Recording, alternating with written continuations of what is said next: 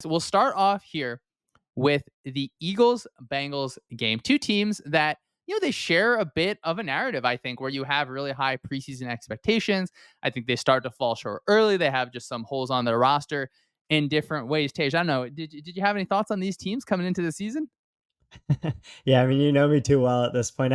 They were my Super Bowl pick, this exact matchup.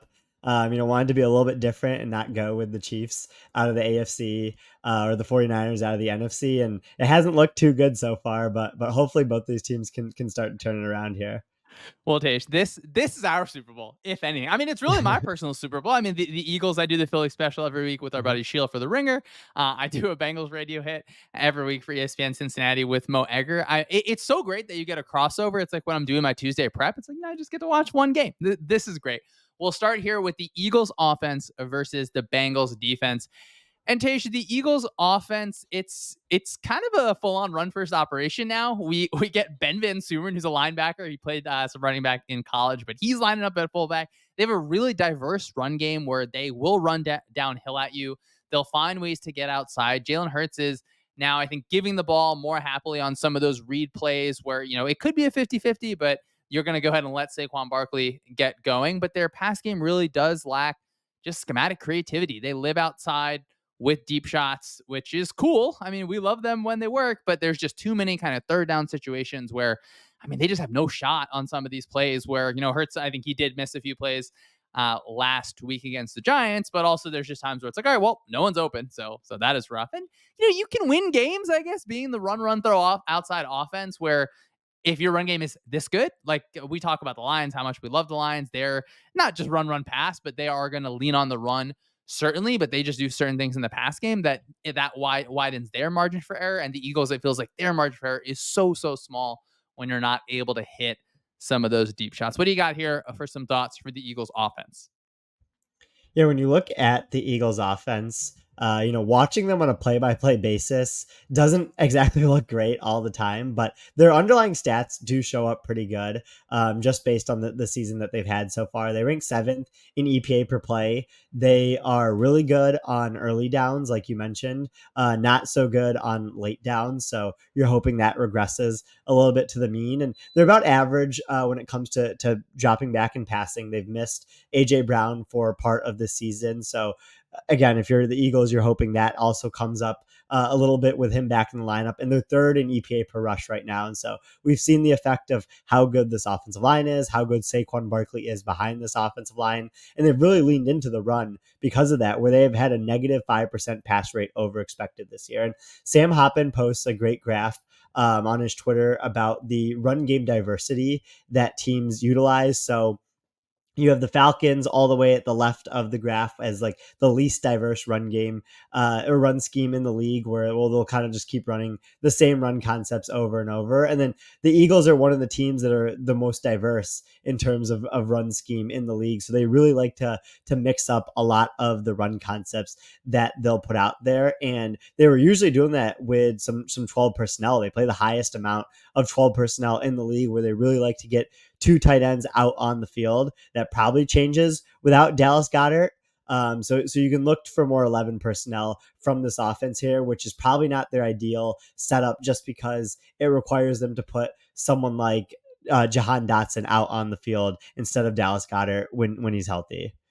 I really love the run game diversity point because it pops on the film right away where you're seeing them just find different ways to attack the defense, and they tie things together in the run game really well where one run is going to feel like the next run, or they're going to kind of combo plays together where you have the same call but the way they adjust it within the call. So based on if the defensive tackles on one side of the center, one time you'll see the center fold out, one time you'll see him just kind of blocking that outside zone play kind of straight through. So just a really fun run game. And then in the pass game, it's just not there in the same way where there is so much creativity in the run game, and then to not get it in the pass game is really frustrating. And then you have obviously Kellen Moore in there, where when you're looking at the unit as a whole, like it's a combination of the offensive coordinator, of the head coach, of the quarterback, and you're really just you want to do what is good for the quarterback, obviously, but it just feels like they have really no desire to attack the middle of the field. I think that they will run some shallow crossers where Hurts will get the ball there, but it's not like, I mean, again, it's hard to compare the Eagles to the Lions, where I think like the Lions are probably one of the best teams. They are one of the best teams in the league. But like the differentiator when you look at the offense is when Jared Goff is getting the ball over the middle of the field. It opens up so many different things. It reduces pressure. Like if you're just choosing one receiving core, you probably choose AJ Brown and Devontae Smith, right? I think, but then when you look at the play callers, like yeah, obviously Ben Johnson is going to be where you go, and then you like we look at early on, there's just a ton of motion. Now it feels like there's a little bit less motion, and Tage now is just causing emotion for me.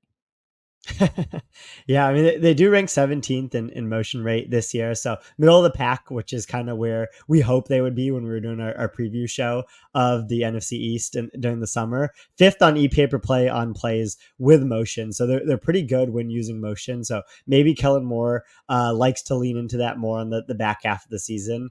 But like yeah, the middle of the field point is so key there, where they currently have a they're currently throwing about 8.7% of their passes over the middle of the field, which is the lowest amount in the league. The Steelers have the second lowest amount at 14.7%. So they're almost half as the second lowest in the league when it comes to throwing over the middle of the field. And it is for good reason. Like they are not good throwing over the middle of the field. They have the lowest EPA per pass when doing those types of passes. And so it's just going to be a lot of passes outside to AJ Brown and Devonta Smith, which is, kind of what you want the offense to be, but also you do want to see them have more success over the middle of the field just because it is one of the easiest places to have production in the NFL when you're passing in that general area.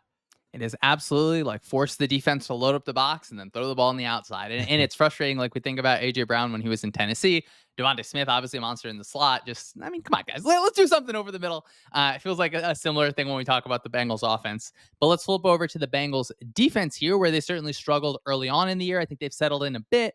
Of course, their last two games against the Browns and the Giants, which, not top offenses in this league. I do think the run defense was super concerning to me early on. I do think they've gotten a better play out of BJ Hill on the interior.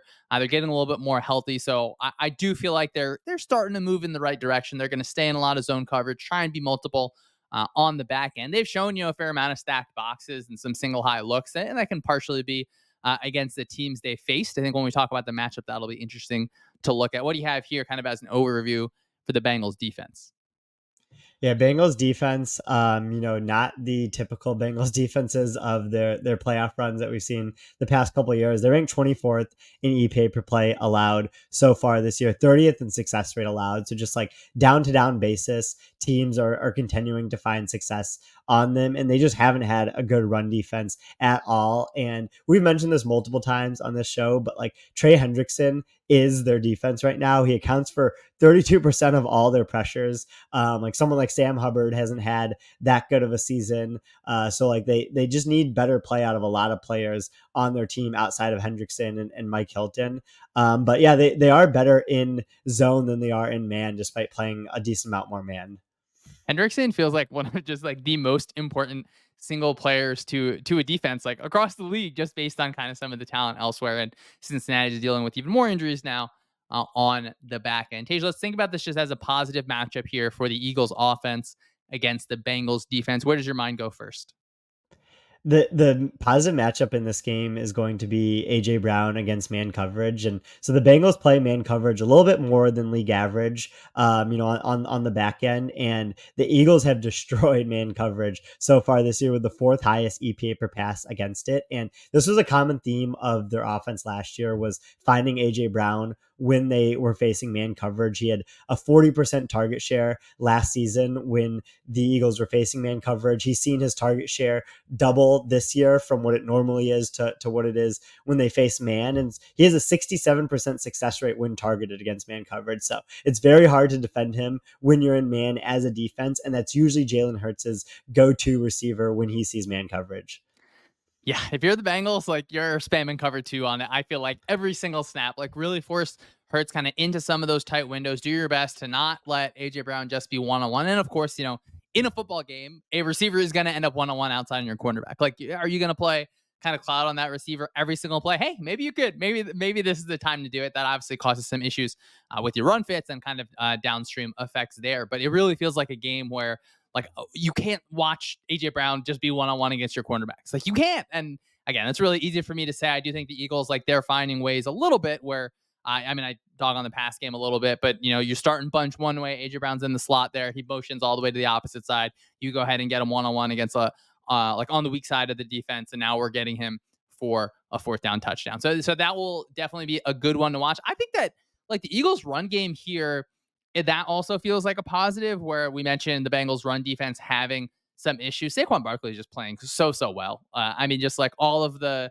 like he's doing his best to make sure that all of us know that that move may have been the right one for the Eagles. I do think the interior offensive line is just mashing people like against the Giants. Where it's funny because I mean the Bengals played against the Giants and the Bengals had a lot of struggle running where the Giants could stay in light boxes, and then the Eagles just are absolutely winning on these double teams where they're moving defensive tackles sort of out of the way. So I wonder, is that like, hey, the Bengals, they respond to that by loading the box up, and that is exactly what Philly wants. That gets you out of some of your too high looks. That can really create those pure isolations on the outside. So I do think that's going to be something that I'm monitoring because again, like it is a run first offense at this point. Like it's weird when you have Devontae Smith, AJ Brown, and a quarterback that can really throw an awesome deep ball, but it just makes sense for this offense. Like, no, you are run first. Like, I want to see a high, or like a low pass rate over expected, a very negative pass rate over expected. Like, let's go ahead and run the ball.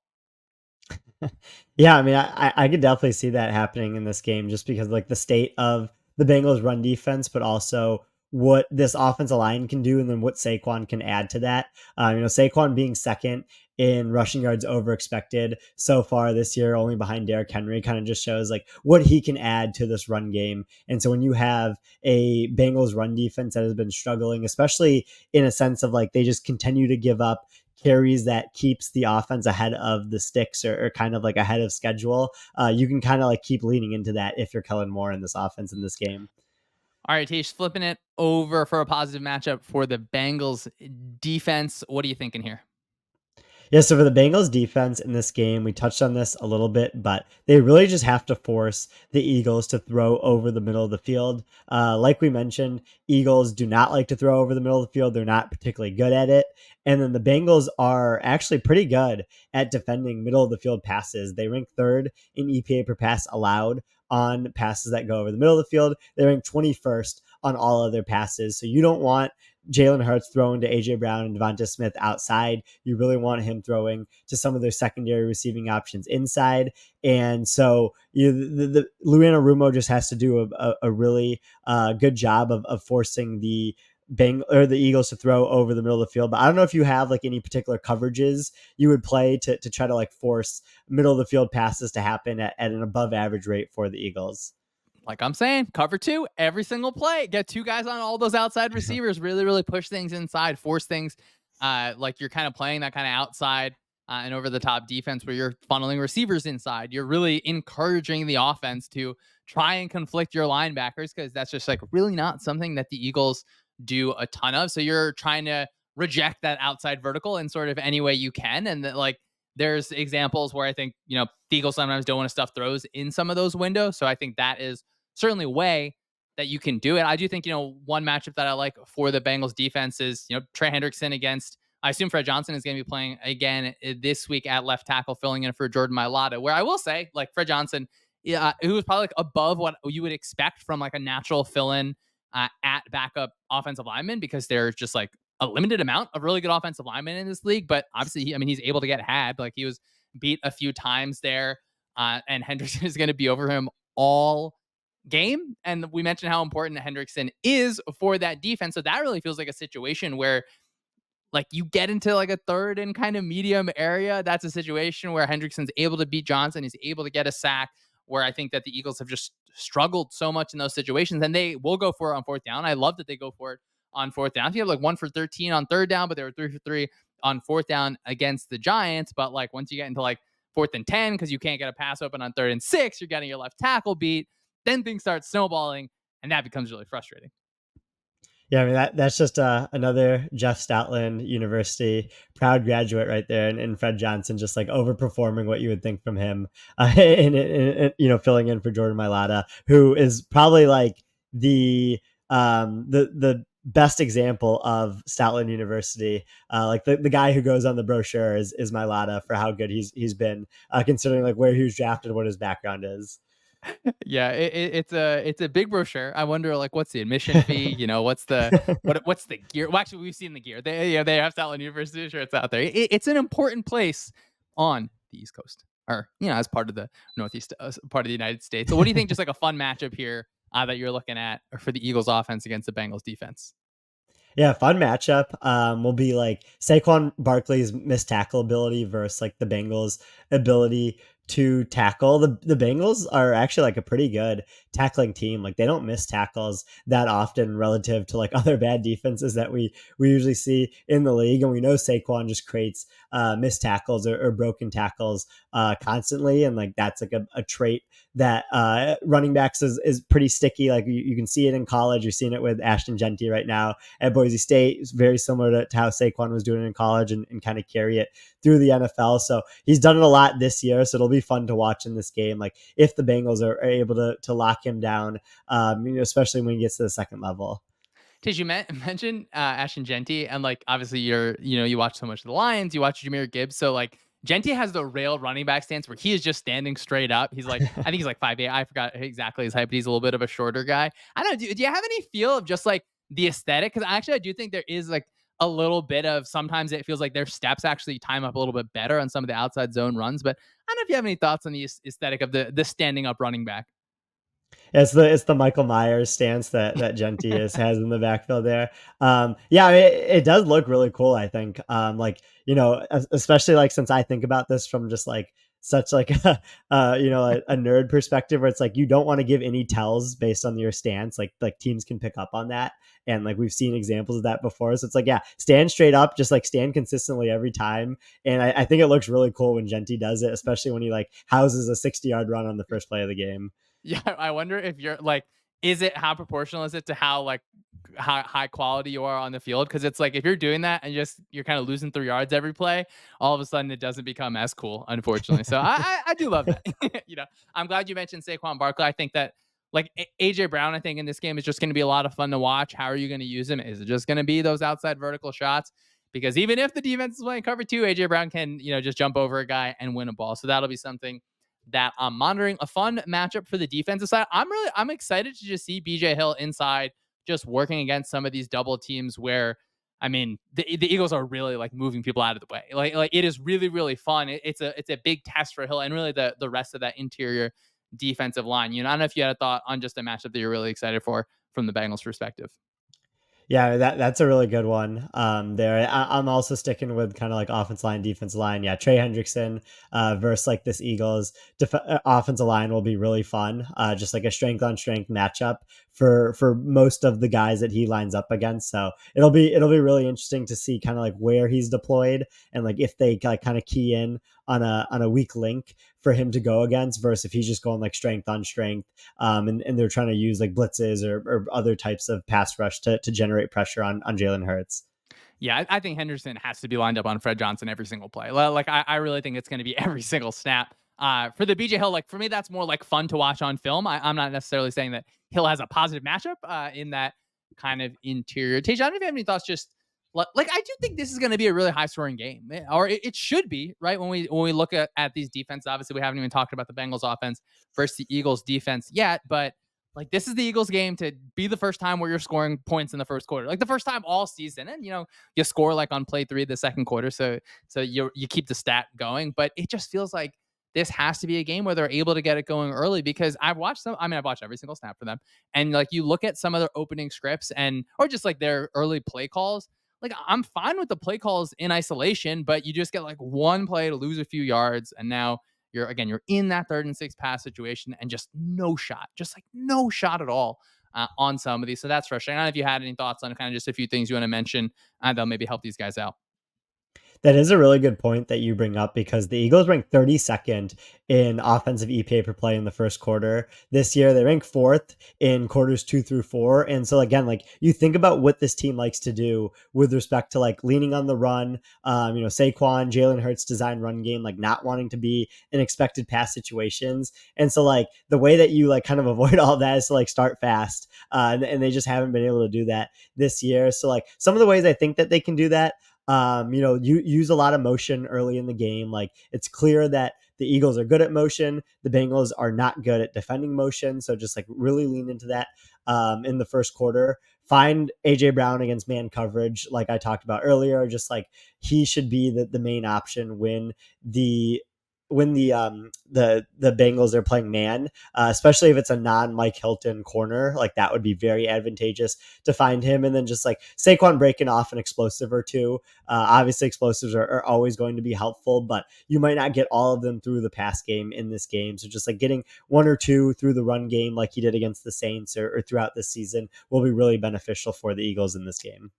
I would love to see the Eagles find ways to manufacture those outside isolations as opposed to just like, hey, we have three receivers out there. All these guys are running vertical, balls going in the air. Where like the first snap of the game against the Giants, under center, isolated play action. Like I love that because you're really, you get a safety rolling down, you're putting everyone in the box, you're conflicting someone, and now it's like a true kind of AJ Brown's got the whole entire field to work with in a way.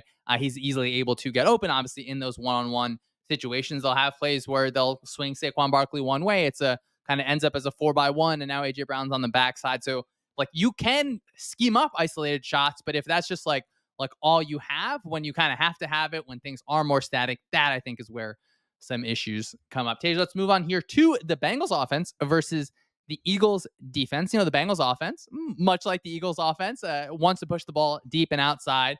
Also, like the Eagles offense, can be a bit of a stick in the mud, to use the phrase, and kind of lack some schematic creativity at times. Joe Burrow has played really, really well the last two games. The offense has struggled a bit, where I do think that defenses are just finding different ways to get multiple eyes on Jamar Chase, but Burrow's more than happy, and Higgins is great, so you can just go ahead and throw the ball there. What do you have for a little bit of an overview for the Bengals offense? Stick in the mud. I haven't heard that phrase in a long time, but I do like it. I probably should use more of that in my day to day life. But I don't Bengals know offense. what day to day is gonna be a stick in the mud. It's like, oh man, like I'm waking up, like I'm feeling like a stick in the mud. I don't know if I'm gonna be able to code today. I don't know. Is Shawn gonna send me an annoying request for how is this defense doing against zone coverage? It's frustrating because like these offenses can be so good. Like there are times when I'm watching these offenses, even this year with the Eagles, and I'm like, there's just nothing you can do to stop them. Like you cannot stop Mhm. a one-on-one isolated throw down the field, but there's just too many times where it's like, oh man, like it feels like, hey, are you making it harder than it needs to be? And then you look across the league, sometimes it's like, all right, well, like the way the passing concepts are being run are different, and I get it, right? Like when you have the best receivers in the league, really between these two teams, like two are pretty much like the best pairs of two receivers. I mean, you kind of have to funnel the ball through the outside like that. Oh yeah, for sure.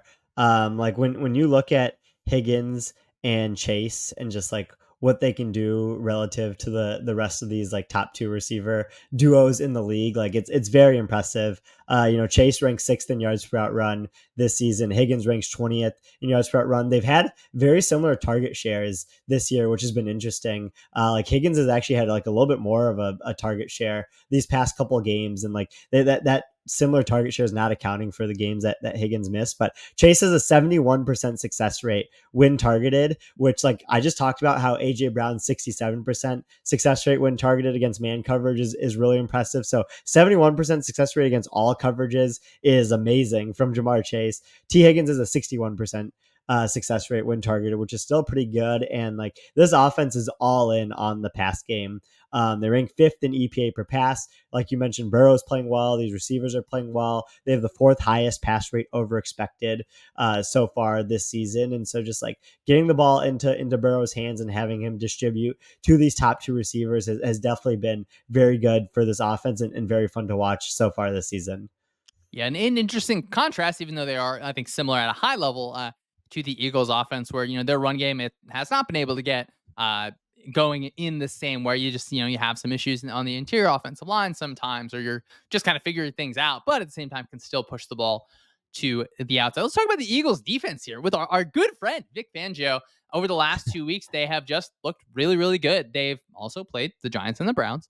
They went into the bye week with all these questions about playing too far off, and then they press a ton against the Browns. They blitz against them, and they sent zero blitzes against the Giants, which was awesome. They did, I think, a much better job just passing off routes where you bring in Cooper DeJean at the nickel spot. You're finding ways that offenses are going to run crossers at you, and you're able to pass that off, whether it's to N'Kobe Dean, whether it's to Zach Bond, whether it's to Reed Blankenship on the opposite side of the field. I thought that was a really, really good job where now we are seeing kind of just more like advanced aspects of the Fangio defense and some of the reasons why like I love watching it. Like what I love watching it so many times because you can look at it and you watch enough and you're like, this is more likely than not this call. But just based on how the defense expresses, you're like, man, like I got nothing here. Like just because it takes like three different specific triggers for you to really like 100% tell what something is. So that is a lot of fun. And I think it helps a lot when you have Quinyon Mitchell on the outside just playing really like a defensive rookie of the year. It is seriously really impressive. And obviously, it doesn't come down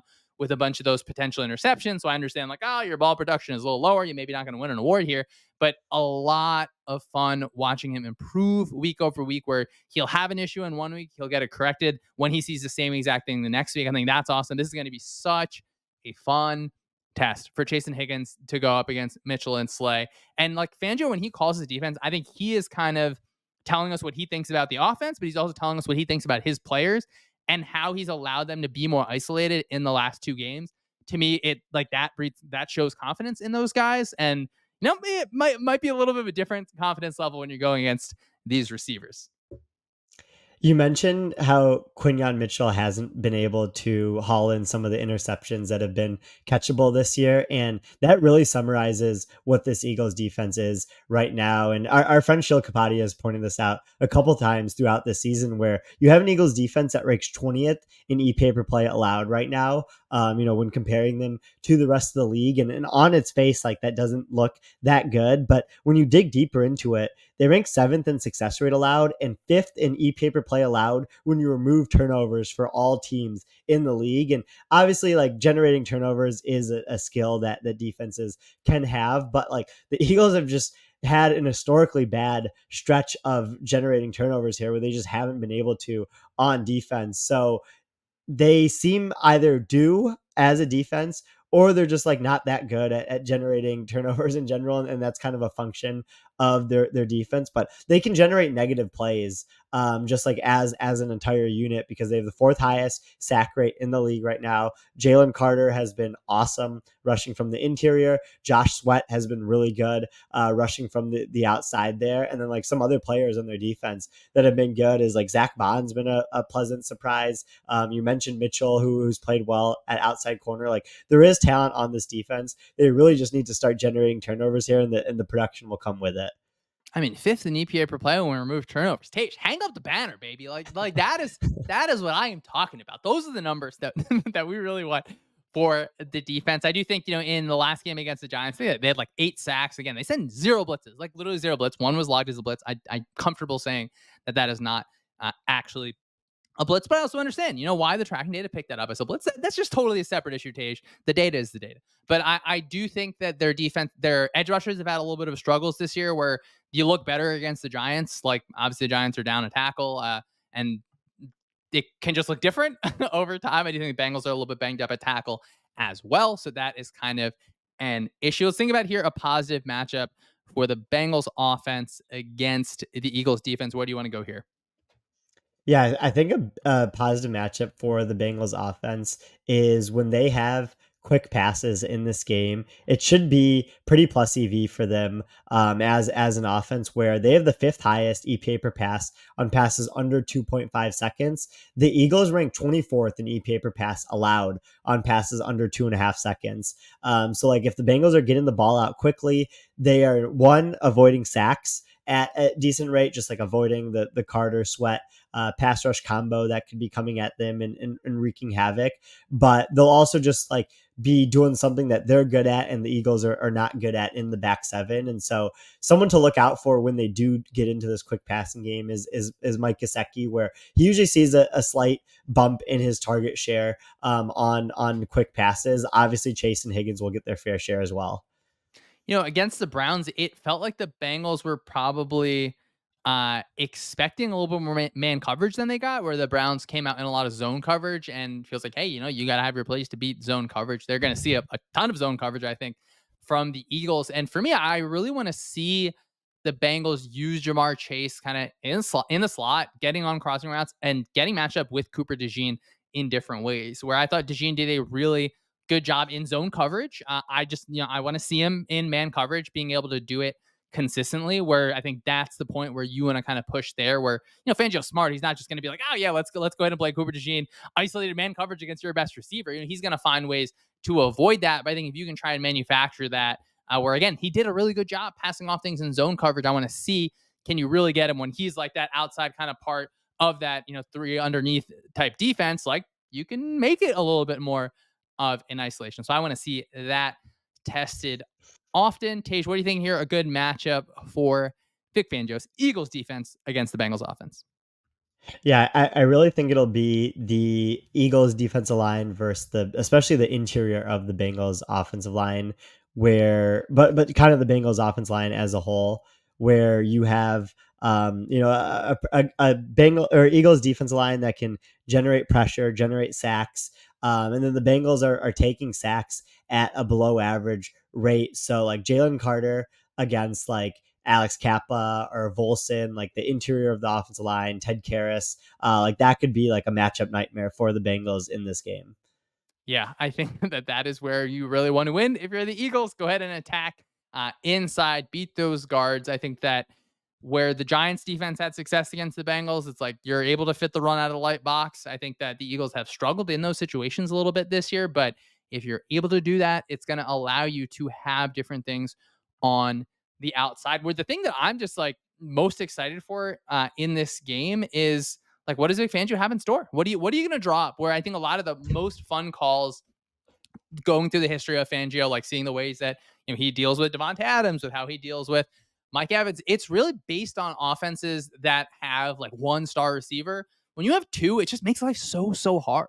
So I do think where against the Giants and Malik Neighbors, they played just a ton of kind of not standard cover four, but cover four, where on the outside it becomes an isolation. They only went to like cover two to Neighbors' side like two or three times, kind of in the second half, where the game was already sort of moving in one direction. So I want to see. I think that that's what I'm probably most excited about throughout the entire league this week, is where Fangio's defense has been improving. He's shown throughout his career so much greatness, and then I think really fun game plans over the last 2 weeks. Just what is your answer going to be for these two receivers?